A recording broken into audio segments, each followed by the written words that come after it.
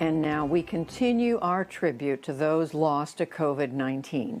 It is our 23rd Friday doing this as the U.S. approaches a grim milestone of 200,000 lives lost. Tonight, we recognize 5 more. Yolanda Kaur lived by the mantra, "Be exceptional," her husband said. She worked her way up to become a nurse manager in Augusta, Georgia. When she died at 40, she was studying for her master's in nursing. While at the hospital, she met her husband of nearly 10 years. They quickly bonded over their sorority and fraternity memberships. Lively and outgoing, Yolanda never sat still. She loved the outdoors and attending baseball games with her 2 sons. Nina Popova lived to dance. Born in Russia and raised in Paris, her talent took her to New York in 1939 when she joined the original Ballet Russe.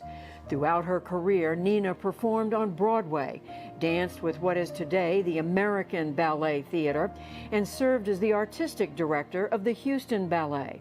Her daughter said Nina had a strong personality. She was 97 years old.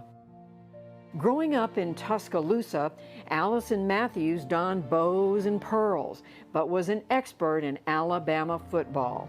Following in the family business, she went to law school, but never practiced. She wasn't able to give up her career as a medical social worker in a nursing home. Despite her loyalty to the Crimson Tide, the 48-year-old fell in love with an Auburn fan. They married in 2018 after nearly 20 years together. Bernard Fils-Aimé committed his life to activism for immigrant rights. The native of Haiti was a student activist in New York when he met his wife of more than 40 years. Together, they moved to Miami and helped create the Haitian Refugee Center in the 1980s. In 2000, Bernard helped launch a company to provide cell phone service throughout Haiti. Still, he always had time for his family, his son said. The 67-year-old was warm, gave sage advice, and frequently smiled ear to ear.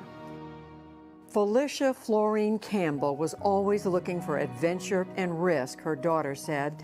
The Wisconsin native briefly served in the Marines, moved to Las Vegas, and wrote her dissertation on gambling, and embarked on a 30-day trek in Pakistan in her early 50s. Felicia's daughter described her as funny, opinionated, and strong. The longest-serving professor at the University of Nevada, Las Vegas, Felicia was preparing to teach this fall at 89 years old. And we want to thank family members of all these who shared their stories with us. Our hearts go out to you and everyone who has lost loved ones through this pandemic.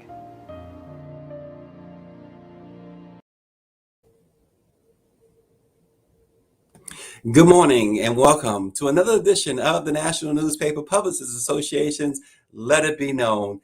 And again, the fight against the coronavirus continues, COVID-19. Children will soon be able to get vaccinated, and we're looking forward to that. James Hildreth, Dr. James Hildreth, the president and CEO of Memoir Medical College, said last night that vaccines might be available by the end of October.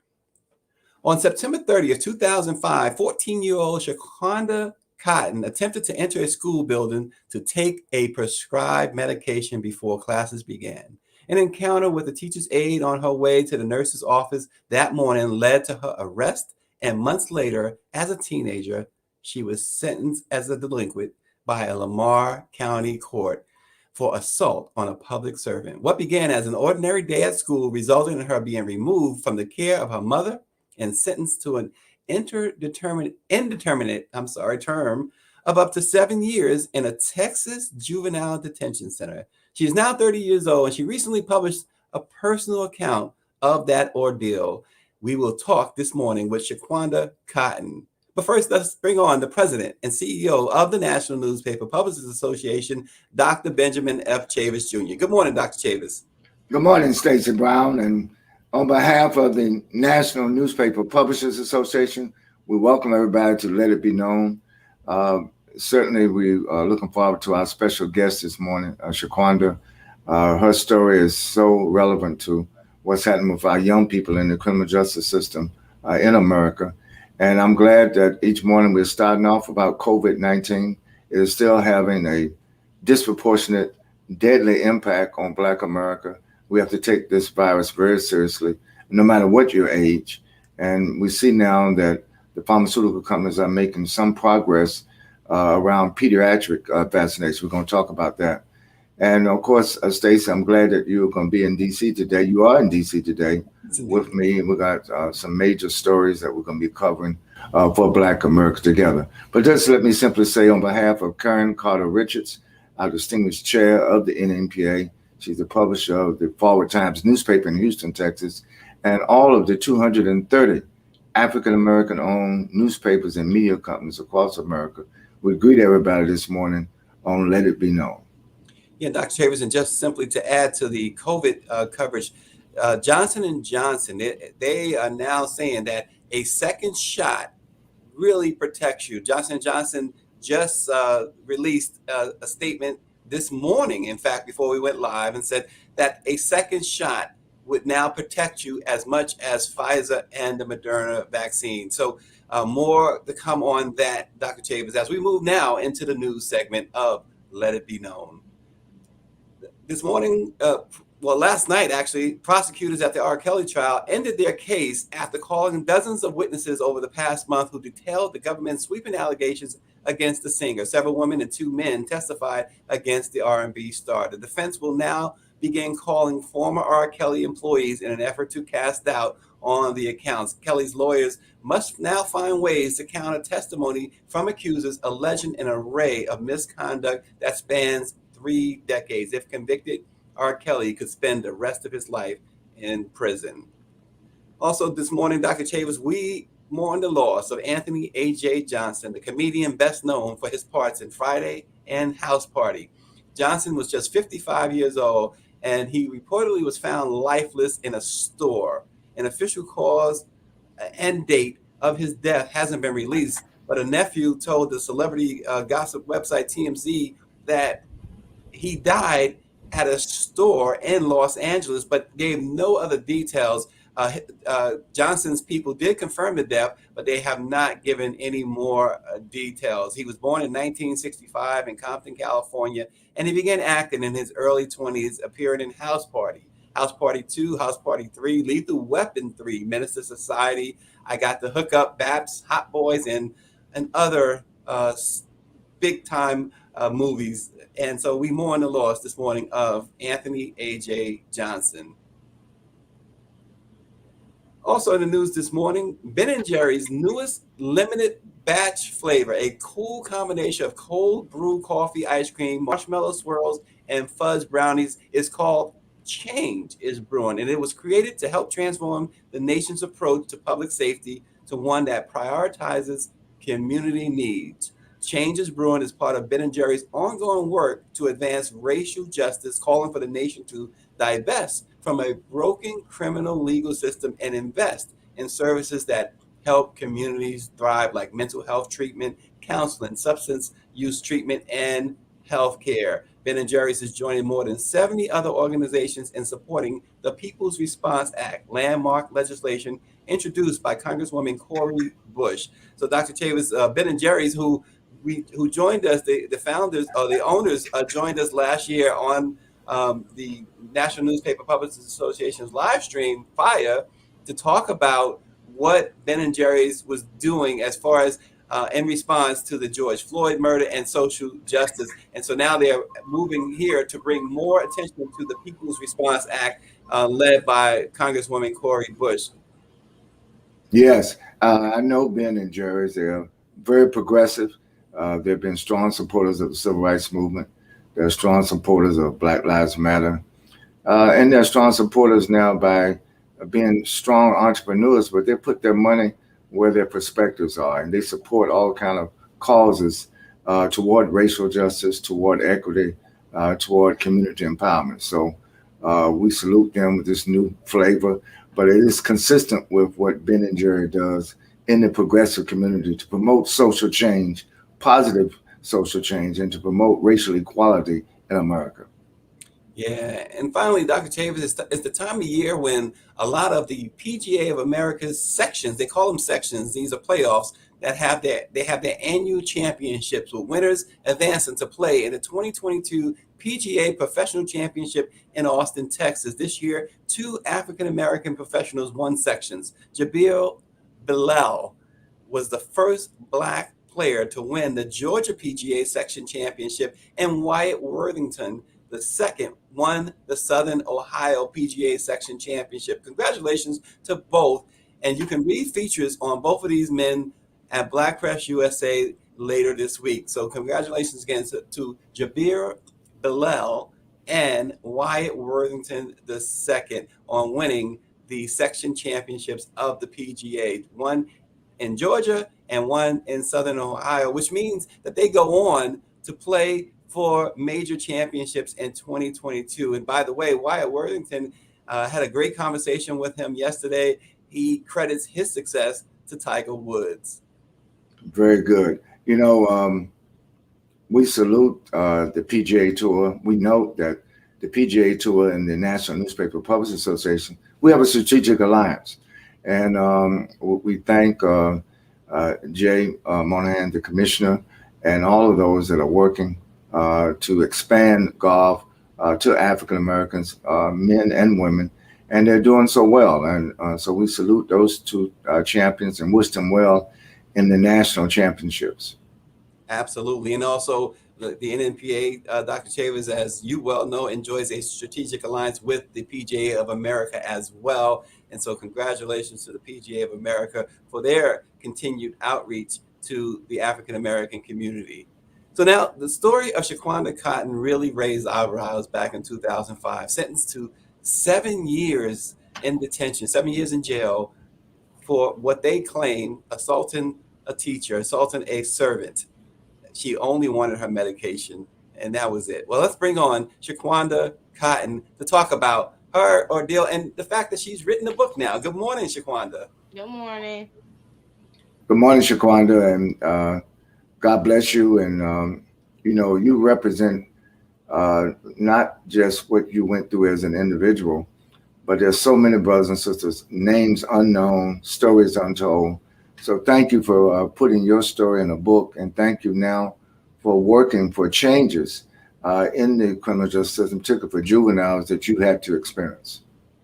Thank you.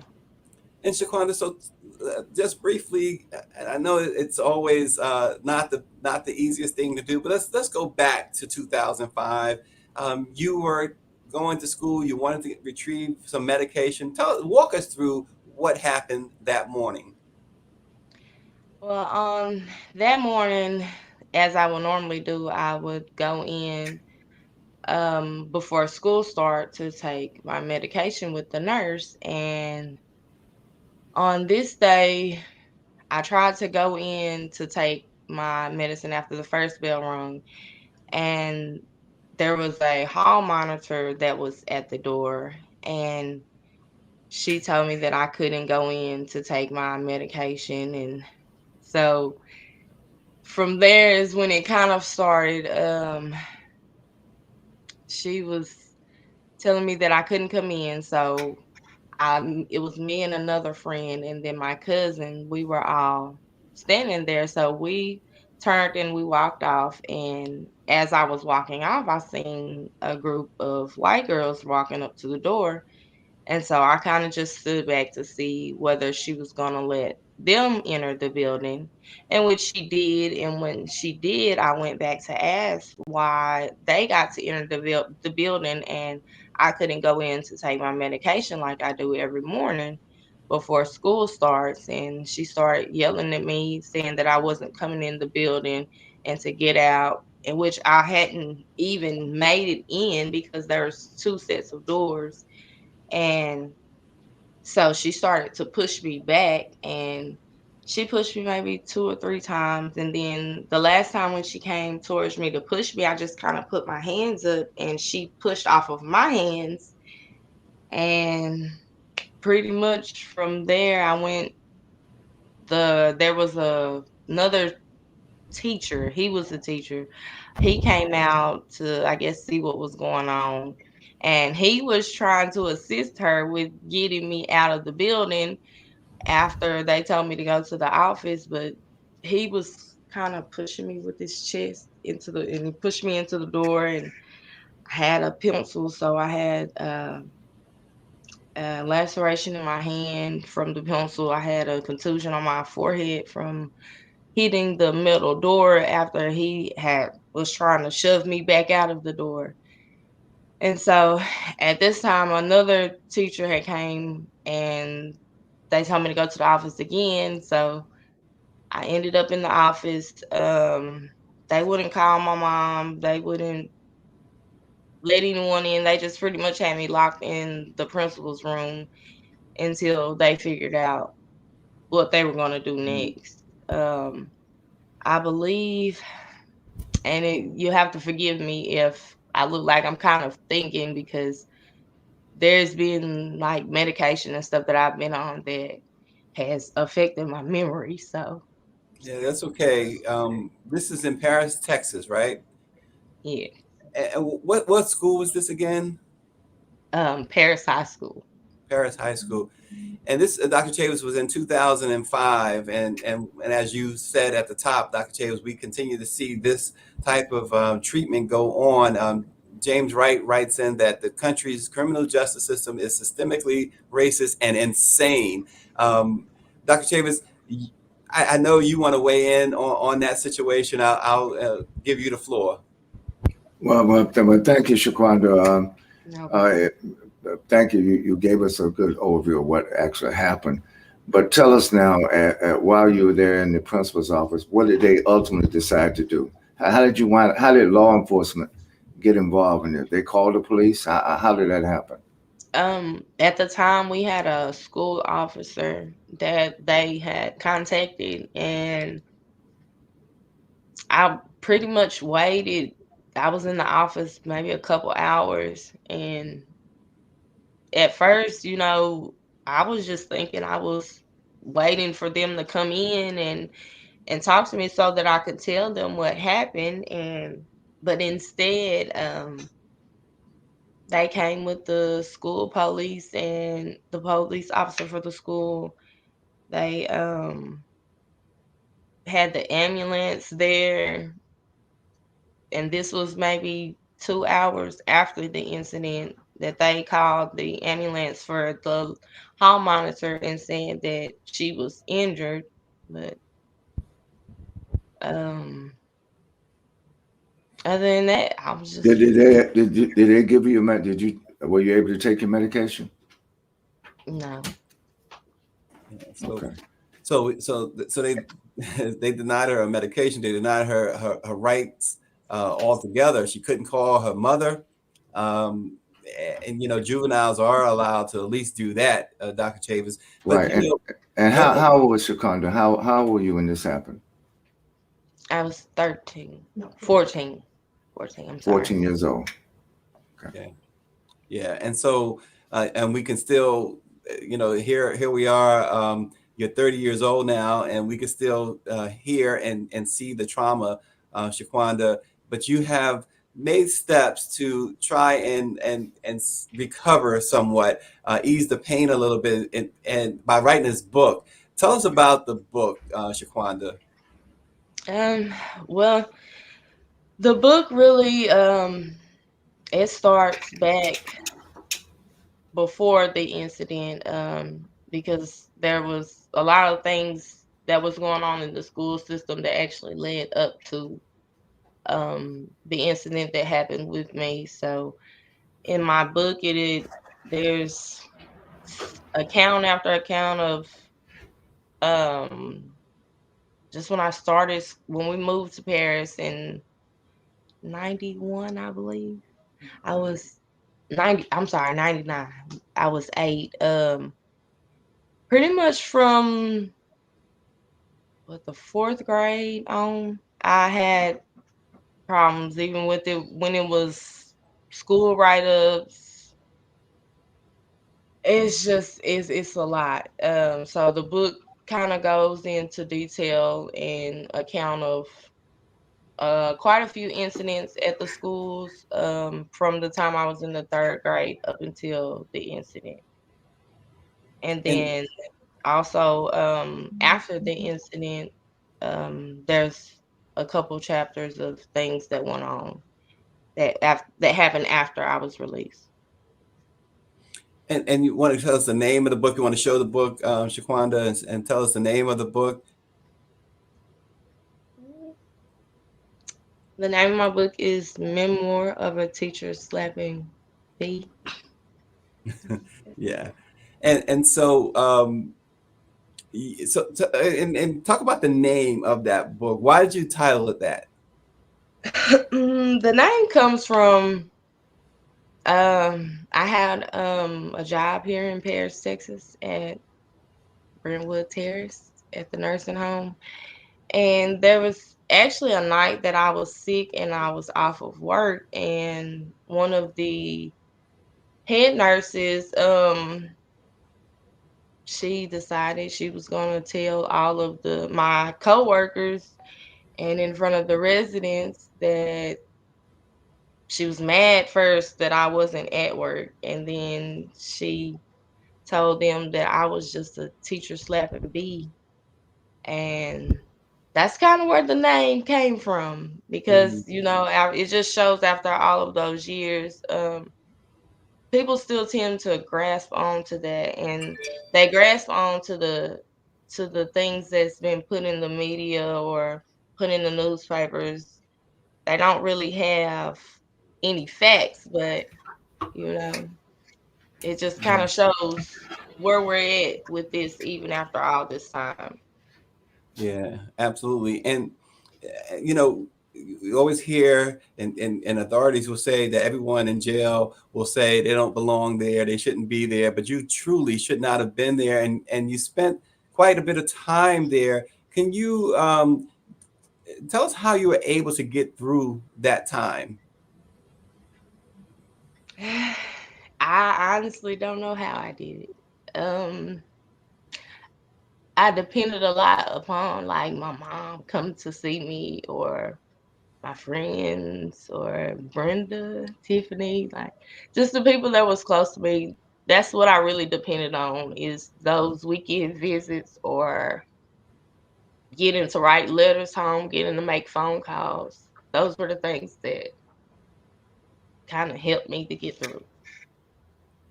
Yeah, Dr. Chavis, you obviously with the Wilmington 10 was unjustly incarcerated for nearly a decade. Um, eh, can you, talk about what got you through, and perhaps you and Shaquanda can trade a little war stories here. Well, by the time I spent all that time in prison, I was 23 years old. Shaquanda was only 14 years old. She should not have been arrested in the first place. She certainly should not have been put in a juvenile detention center, a juvenile prison. Sometimes we use these lofty names to describe these institutions. They're prisons, and they're prisons for children. And disproportionately is African American, Latino children who are in these youth prisons, not just in Texas, but in every state in the United States. And we got to do something about it. And I just want to thank Shaquanda for sharing her story because too often the juvenile justice system, the prison system for children in America, is not given a lot of highlight or exposure. And then again, that's why the black press is so important. And she mentioned how the mainstream press characterized her as a slapping bee. And that's because the mainstream press sometimes looks at the victims of mass incarceration and adds to the victimization by these stereotypical descriptions. So one thing I would say to Shaquanda is that um, writing your book is a part of the healing process. It's a part of telling your story, sharing your story. It's also therapeutic, and we wish you well. We now know that you have a life ahead of you. You can learn from that trauma and help others hopefully avoid it. And it's a good thing your mother, your loved ones, family came to visit you constantly while you were in, because that was also what kept me going during the Wilmington 10 days. But again, I was in prison as a young adult. You were in prison as a young child. Yeah, absolutely, absolutely. And Dr. Chavis, to go along with that, you look at what David Youngblood wrote in. He says, "We as Black people are grown, or quote unquote grown, after we reach puberty. At least that's what the criminal justice system thinks." And Gregory Muhammad, of course, we just had his comment up. And he says, "Thank you, Sister ShaQuanda, for being courageous enough to expose this white hatred towards Black people, particularly our youth inside of institutions and the streets. A 14-year-old Black girl being wrongfully arrested is outrageous. It's not the criminal justice system, it's the criminal system of America. This must change." And David says, "ShaQuanda, I have a question from what he says here." He says, "Get out of Paris, Texas. You are now a target there." Do you feel today still that you are a target? Yes. And not only am I a target, but my daughter is also. Hmm. So Wow. it makes it tough because it's like some situations that she have, it makes me kind of feel like deja vu, it reminds me of what happened with me, that's how it started. And so I've just been really trying to focus and work to make sure that this doesn't happen to my children. Yeah. How old is your daughter, ShaQuanda? She's 8 years old. We have a number of, we have nearly 20 African American owned newspapers and media companies in Texas. The chair of our board is in Houston. Uh, we have to look and see where Paris, Texas is on the map in Texas, but I'm going to make sure, and I'm sure that all our publishers are listening. Well, we're going to help tell your story, ShaQuanda, because sometimes when you get your story out, it also serves as a protection for you and for your children. And I think that uh, rather than you being a symbol of the injustice, you can become a symbol of how to right the system, how to make the system more just, more equitable, more fair. And without exposure, particularly in the Black press, this would never happen. So we're so thankful that you had the courage not only to write the book, but the courage to come on, let it be known this morning, to tell your story to millions of people who are viewing. Thank you. Yeah, absolutely. ShaQuanda, again, I want to show the book one more time and let people know that they can get it at many outlets, local outlets, Amazon.com, Yes, and it's on Lulu. Lulu. Yep, we can't never forget Lulu, right? And there's the book there, ShaQuanda Cotton. We really thank you again, as Dr. Chavis expressed, for coming on, being courageous to tell your story on this platform. We really appreciate it, and we certainly wish you nothing but the best going forward. And we'll keep checking in on you, ShaQuanda Cotton. We really, really hope that things go well down in Paris, Texas. Whether you choose to stay there or whether you choose to move your family away from there, we will certainly keep tabs on your story. Thanks again. And don't forget to check out the National Newspaper Publicists Association and the Black Press of America on TikTok at NNPA Black Press. Let it be known, remember this, in the words of Helen Keller, when one door of happiness closes, another opens. But often we look so long at the door that's closed that we do not see the one which has been opened for us. Everybody stay safe, and we will see you tomorrow.